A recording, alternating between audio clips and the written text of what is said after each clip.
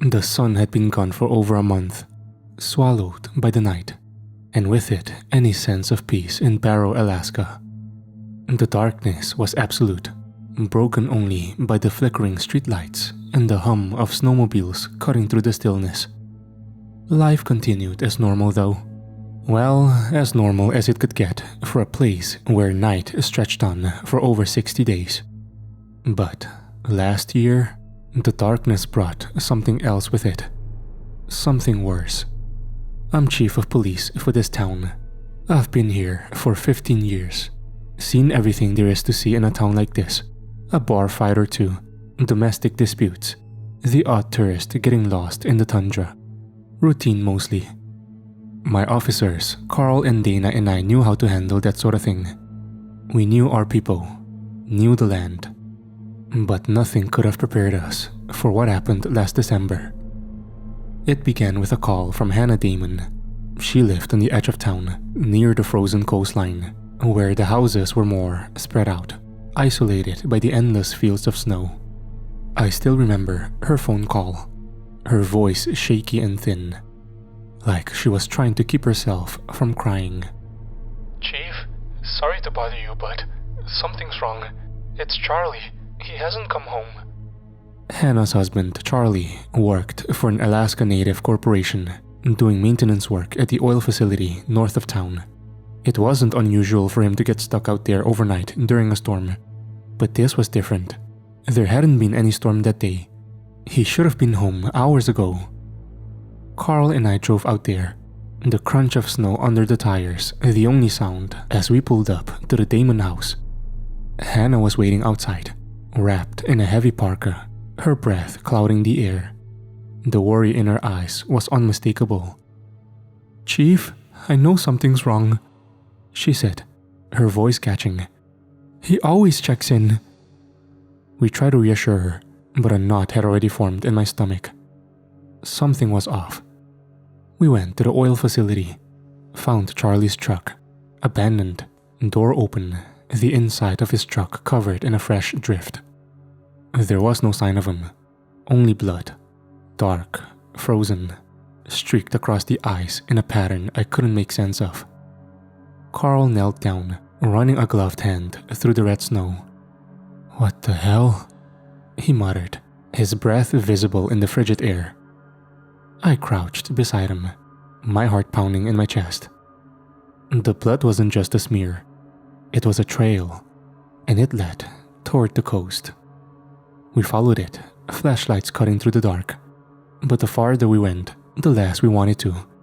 The trail ended abruptly near the frozen water's edge with no body in sight. Just more blood. A lot more. The ice was cracked in places, deep claw marks gouged into the surface. But what kind of animal would be out here, and why hadn't anyone heard anything? Hannah begged us to keep looking, but there was nothing else to find. Charlie was just gone. Over the next week, more people started disappearing. A hunter, a woman walking her dog, and another one of the oil workers stationed farther north. Each time, the scene was the same. Blood, signs of a violent struggle. But no bodies. With the heavy snow and wind, there were no tracks, no sign of what had taken them. We were no strangers to bears around here. Big ones, dangerous ones. But this was different. The wreckage looked deliberate, almost intelligent. The way things were torn apart. It was different than anything we had seen before. But I kept that to myself, not wanting to alarm the townsfolk any more than they already were. Karl, Dana, and I split up the town, checking in on everyone we could, posting warnings about venturing too far outside. The tension was suffocating. People could already be unpredictable during the long night, but this was making people act even more paranoid and on edge than usual. I'll never forget the day I found Sam Walsh. Sam ran the only general store in Barrow, which doubled as a sort of social hub for the locals. He was an old-timer, a man who had seen more winters here than anyone else. I'd always liked Sam, despite his tendency to talk your ear off whenever you came in for something as simple as a pack of smokes. It was Dana who first noticed the store hadn't opened for 2 days, Sam was always early, always the first light on when the darkness settled in. But this time, the windows had stayed dark. I drove down with Karl, just in case Sam had slipped on the ice or fallen ill. The snow crunched under our boots as we approached the house. The front door was already open, broken in. The old hinges had been ripped clean off, and the door frame had splintered under the force of whatever had crashed into them. The stale air hit us as we stepped inside, flashlights sweeping over the cluttered shelves. "Sam?" I called out. "Sam, you in here?" And then we found him. Sam was in the back room, slumped against the wall, or what was left of him. His chest had been torn open, ribs visible through the mess of blood and now icy torn flesh. His eyes were wide, staring at the ceiling, frozen in an expression of sheer terror. The walls around him were painted in blood, streaks reaching all the way to the ceiling. It was everywhere. There were tracks of something, but between the immense blood and the scene now frozen from the open door, I couldn't make them out clearly. I couldn't wrap my head around it. Karl gagged, covering his mouth as he stepped back. "Jesus, what the—" I couldn't respond. My hands were shaking. This was calculated, vicious. This wasn't just an animal hunting for food. This was killing for sport. This was violent in a way that didn't make sense. That night, I called a town meeting at the police station. People were on edge, whispering about what had happened to Sam, what had happened to Charlie and the others. I could feel the fear in the room, thick as the darkness outside. Dana stood by my side, her face pale. Karl was by the door, rifle slung over his shoulder, scanning the crowd as if waiting for something to burst in at any moment. "We don't know what's happening yet," I began, my voice steady despite the unease gnawing at me. "But something's out there. We need everyone to stay inside. Lock your doors, and don't go out alone." "What about the bear patrols?" someone asked from the back of the room. "We haven't seen any bears near town," I replied, "but we're keeping an eye out. Dana, Karl, and I will be doing rounds." The meeting broke up quickly, people eager to retreat to the safety of their homes, though we all knew how fragile that safety really was. It was a week later when things reached their breaking point. The night was colder than usual, the kind of cold that made the saliva inside your mouth freeze if you dared to open it. The sky was pitch black, no moon, just the endless, oppressive dark. I was in my office, going over maps of the coastline, trying to make sense of the disappearances, trying to find a pattern when the power went out. The hum of the heater died, plunging the station into an eerie silence. I grabbed my flashlight and stepped into the hallway, where Karl and Dana were already waiting. "Power's out all over town," Dana said, her breath visible in the cold air. "We've got a report of something moving outside near the northern edge." "Alright, well, let's go check it out," I said. Karl nodded, his jaw tight.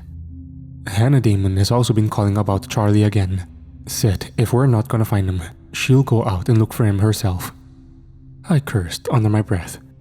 "Alright, I'll stop by her place first. Grab your rifles." We split up, me heading north while Dana and Karl covered the town. The wind howled, carrying snow across the empty streets in thick, swirling waves. My flashlight flickered in the cold, casting long shadows as I made my way toward the Damon house. When I arrived, the door was open, swinging gently in the wind. Inside, the house was dark, save for the beam of my flashlight. The kitchen was empty, a half-finished meal still sitting on the table, but the back door had been ripped off its hinges, the wood splintered and jagged. My stomach dropped, knowing what I would find next. And there it was, in the snow outside, a trail of blood. I followed the blood trail through the snow, my breath heavy in the cold night air. The wind seemed to carry whispers, like the town itself was holding its breath, waiting for something to happen. I could feel the weight of the darkness pressing down on me, and for the first time in my life, I felt small out here, exposed. The trail of blood led me to a small clearing by the coastline, where the frozen sea met the land in jagged sheets of ice. My flashlight flickered, casting eerie shadows across the snow. And then I saw her. Hannah was laying face down in the snow, her body twisted unnaturally. Her clothes had been ripped to pieces, and blood pooled around her, soaking into the frozen ground. But she was still breathing. Barely. I rushed to her side, turning her over gently. Her face was pale, her lips blue, eyes wide with shock. She tried to speak, but all that came out was a rasp. A gurgling sound as blood bubbled up from a wound in her chest. A chunk of flesh had been ripped from her neck. "Help!" she gasped, her half-missing hand gripping my arm with a surprising strength. It's still here." I glanced around, but saw nothing. Just a vast, empty expanse of snow and ice. "What did this to you, Hannah?" I asked, trying to keep my voice calm. "What happened?" But she didn't answer. Her eyes glazed over, and her hand went limp. I cursed under my breath, looking all around me. There were no tracks, no sign of whatever had attacked her. But I could feel it. Something was out there, watching me. I radioed Dana and Karl, my voice low. "I found Hannah. She's dead. Whatever did this, it's close." "We're on our way," Karl replied, but his voice sounded distant, hollow. "Stay put." But I couldn't stay put. Not with this thing out there, picking us off one by one. By the time Karl and Dana arrived, the wind had picked up, howling through the streets like a wild animal. We wrapped Hannah's body in a tarp, the three of us working in grim silence. I could tell Karl was shaken. He'd been the one who found Sam Walsh, and seeing another body like that was starting to weigh on him. "We need to stop this thing," Dana said, her voice barely audible over the wind. "Whatever it is." Karl shook his head. "This doesn't make sense, Chief." "I know it doesn't make sense," I agreed. "Animals don't act like this." Dana glanced around nervously, her hand resting on the butt of a rifle. "Then what the hell is it?" I didn't have an answer, but deep down, I felt something primal stirring, a fear that went beyond the rational. There was something out there, something hunting us, and it wasn't going to stop. The next day, the town was in full-blown panic. People had raided Sam's general store and began barricading their homes, arming themselves with whatever they could find. The streets were deserted, save for the occasional snowmobile darting between houses. But no one knew what they were running from. They only knew that something was out there, and that it was coming for them next. I spent the morning going door to door with Karl and Dana, checking in on the townspeople, trying to keep them calm and let them know we were doing everything we could. But it was clear that the fear had taken hold. People weren't thinking straight. They were acting out of desperation. At one house, old Mrs. Kaufman answered the door, holding a shotgun, her eyes wild with fear. "You're not gonna let it get me, are you, Sheriff?" she asked, her hands trembling as she gripped the gun. "I've been hearing things scratching at my walls at night." I put a hand on her shoulder, trying to reassure her. "We're doing everything we can, Mrs. Kaufman. Stay inside, lock your doors, and don't go out alone. We'll get to the bottom of this." But even as I said it, I wasn't sure I believed it myself. That night, I couldn't sleep. I kept replaying everything in my head, trying to make sense of it. Whatever was out there, it was smart, and it was strong.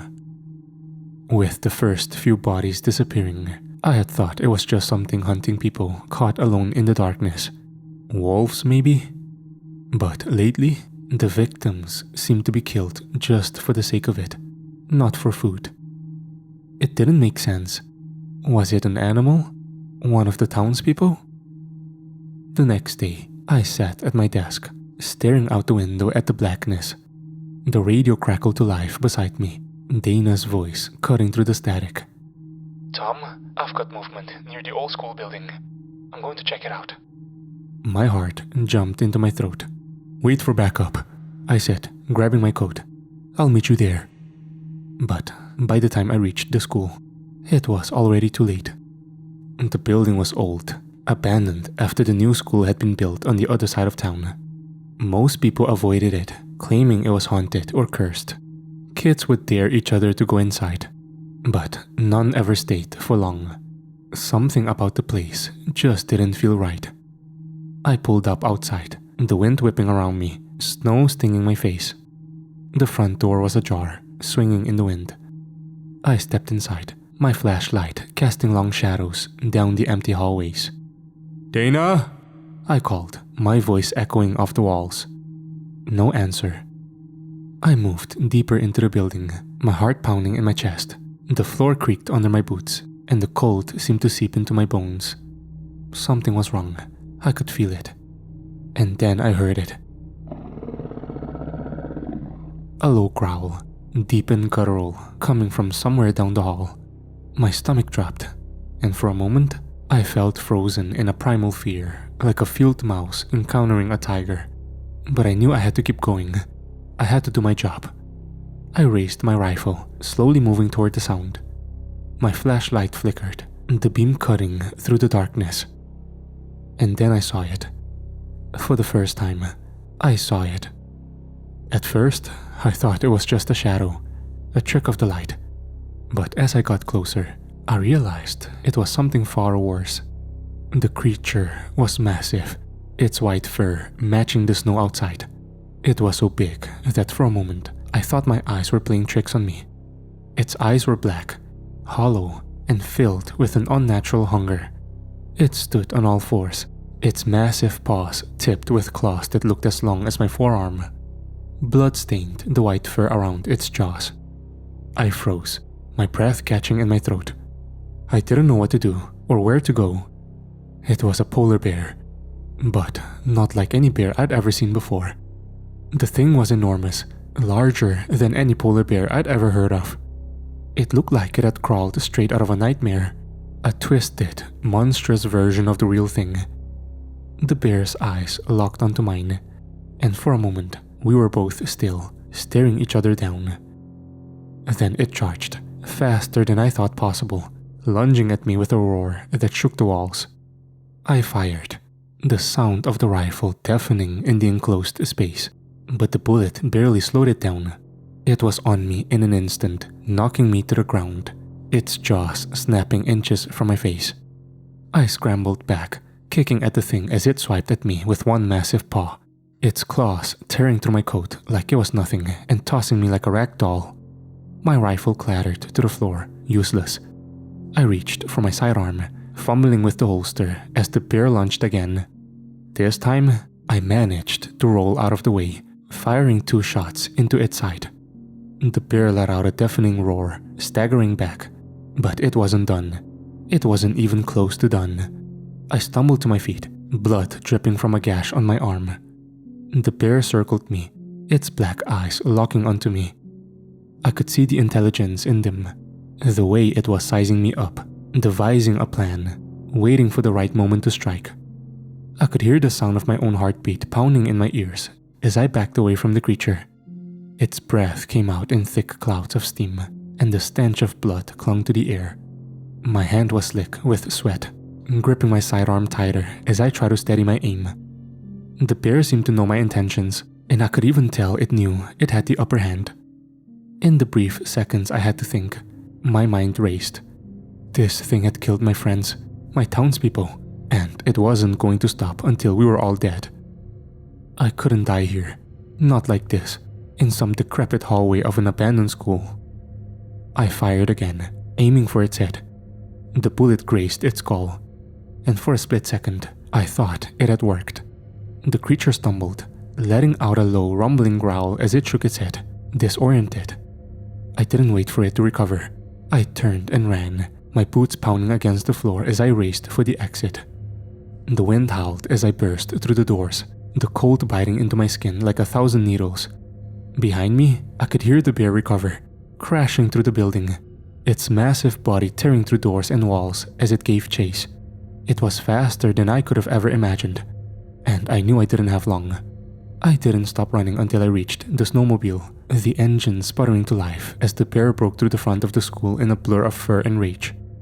I gunned the throttle, speeding off into the darkness as fast as the machine would go, and the roar of the bear fading into the distance behind me.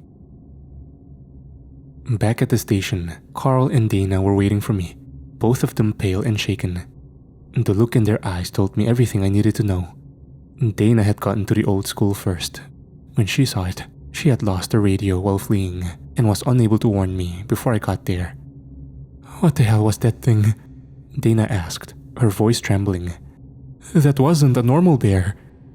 "I don't know," I replied, still catching my breath. "But it's hunting us, and it's not going to stop. The thing isn't just hunting for food, it's killing for sport." Karl stood by the window, staring out into the night. "Great, an anonymous rogue polar bear. We need to warn the town, get everyone to safety." "There's no safety," I said, the weight of it all settling in. "Not with that thing out there." The office phone rang, with one of the townspeople on the other end. "Chief, we've got something tearing through the streets of the town. It's... oh God." The transmission cut off with a scream, followed by the unmistakable sound of someone being torn apart. "We have to do something," Karl said, grabbing his rifle. "We can't just sit here." "I know," I replied, grabbing my own rifle and heading for the door. "But we can't fight it like this. Not out in the open. We need to lure it somewhere, trap it and kill it." "Where?" Dana asked, her eyes wide with fear. I thought for a moment, my mind racing. Then it hit me. The police station itself. Thick walls, steel doors, plenty of weapons. If we could lure the bear here, we might have a chance. A small one, but it was better than nothing. "We bring it here," I said, the plan forming in my mind. "We lock it in, and we kill it." The town was eerily quiet as we rode out, the streets empty, save for the occasional flicker of movement in the shadows. Most people had barricaded themselves inside their homes, but I knew that wouldn't stop the bear. If it wanted to get in, it would. The thing was a force of nature, and it was angry. We drove through the town, past bloodstains and debris left behind from attacks. At every turn, I felt like we were being watched, like the darkness itself was alive and waiting for the moment to strike. But there was no sign of the bear. Not yet. When we reached the center of town, we stopped. The plan was simple: make enough noise to draw the thing out, and then lead it back to the station. Easy in theory, but I had a feeling it wasn't going to go as smoothly as we hoped. Karl fired a shot in the air, the sound echoing through the empty streets. For a moment, nothing happened. Then in the distance, I heard it. The unmistakable growl, low and menacing. The bear was coming. "Get ready," I said, my heart pounding in my chest. The growling grew louder, closer. My hands trembled as I raised my rifle, scanning the darkness for any sign of movement. And then, it emerged from the shadows like a ghost, its massive white body blending with the snow. Its eyes gleamed in the dim light, focused solely on us. The bear let out a roar that shook the ground beneath our feet, charging toward us with terrifying speed. We turned and ran, leading it toward the station as fast as we could. I could hear its heavy footfalls behind us, feel the earth tremble with every step. It was close, too close. We reached the station just in time. Karl and Dana rushed inside as I slammed the door shut behind us. The bear crashed into the steel, the impact reverberating through the building. It let out another roar, clawing at the door, trying to get inside. "We need to hold it here," I said, my voice tight with fear. "We can't let it get through." For hours, the bear circled the station, growling and clawing at the walls. Every so often, it would slam its massive body against the building, shaking the very foundations. We barricaded ourselves in the main office, the long room with reinforced walls. But even that felt like it wouldn't hold for long. Karl sat by the window, his rifle trained on the door. Dana paced nervously, her hands shaking.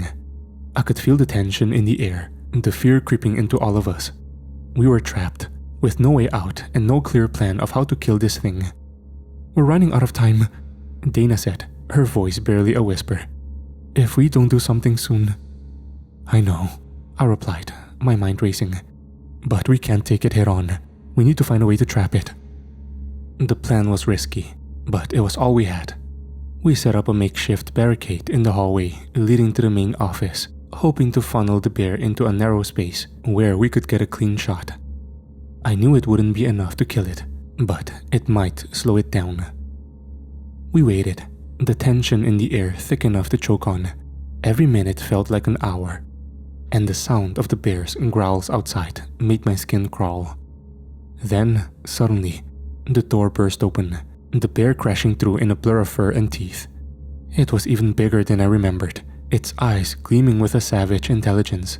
It moved with a terrifying speed, barreling toward us, smashing through the barricade like it was nothing. I raised my rifle, firing off a shot that hit the bear square in the chest. It barely flinched, its massive form absorbing the impact as it kept coming. Karl fired too, but the bullet seemed to do little more than anger it. The bear lunged at Karl, its jaws snapping shut around his arm with a sickening crunch. He screamed, blood spraying across the walls as the bear shook him like a rag doll. Dana fired again and again, but it was too late.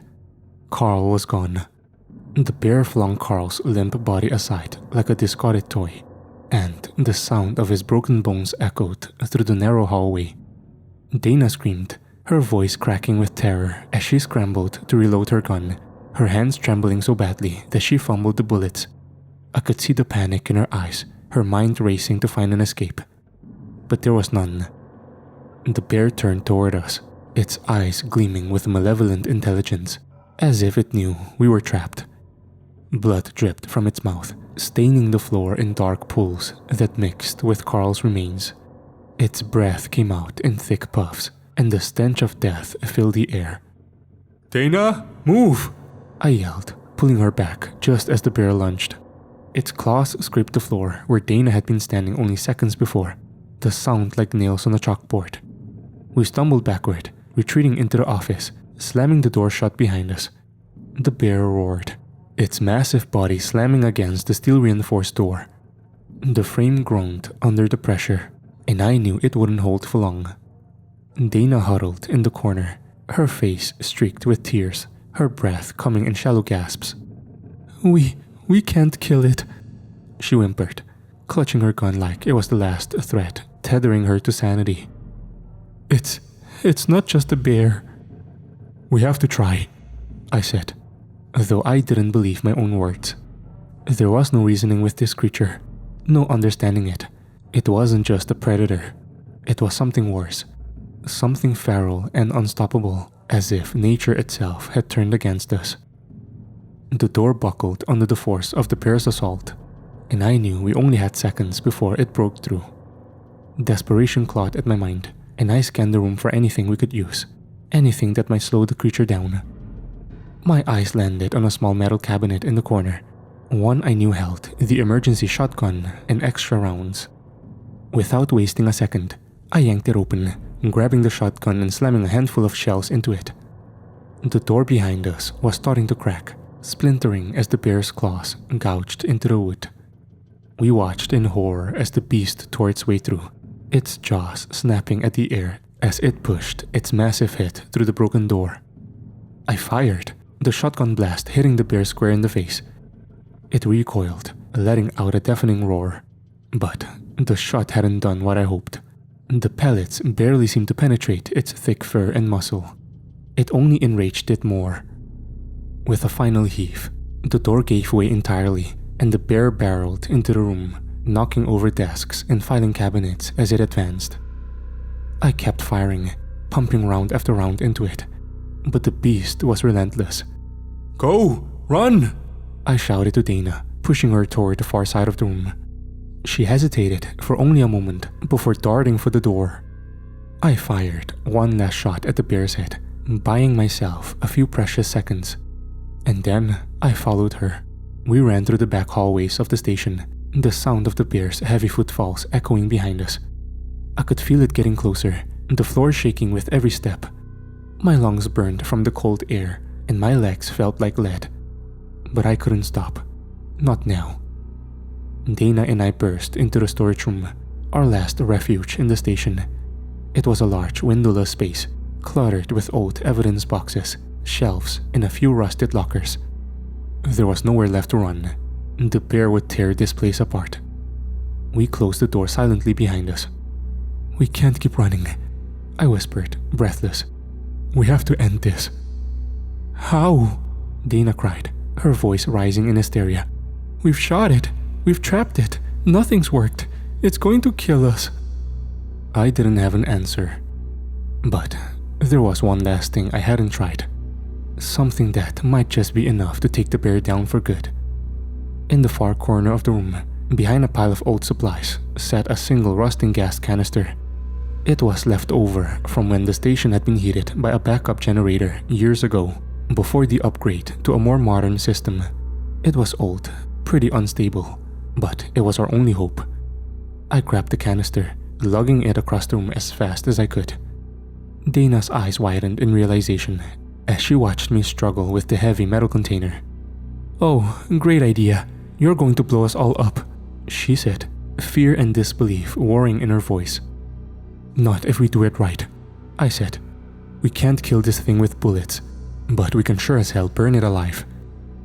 Outside the door, we heard heavy footsteps approaching. I held up a finger against my lips to Dana, hoping for a moment that maybe the bear wouldn't find us. My hope was in vain, as the bear roared again, slamming its body against the door to the storage room, shaking the walls. It wouldn't be long now. "Get out through the crawl space," I said, pointing to the small hatch in the corner of the room. "I'll keep it here. Lure it close enough to the gas. Once you're outside, I'll blow this place sky high." Dana stared at me, frozen for a moment, then nodded. Her resolve hardening, she hurried to the crawl space, pulling the hatch open and squeezing herself through the narrow opening. The second she disappeared from sight, the bear broke through the door. It stood in the doorway, panting, its eyes locking onto mine with a feral hunger.